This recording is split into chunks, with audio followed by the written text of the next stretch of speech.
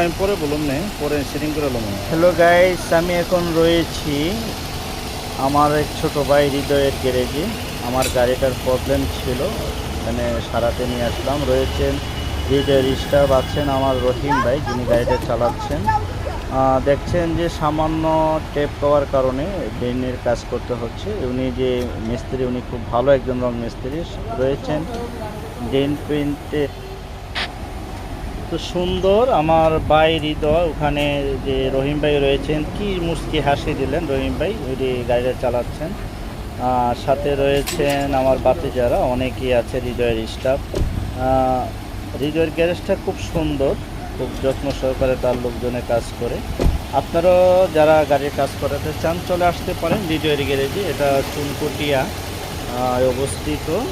আপনারা প্রয়োজনে হৃদয়ের সাথে যোগাযোগ করতে পারেন, আমি প্রয়োজনে নাম্বার দেব, নাম্বার থাকবে ডিসক্রিপশনে, আপনারা নাম্বারে যোগাযোগ করতে পারেন, আসতে পারেন সেখানে।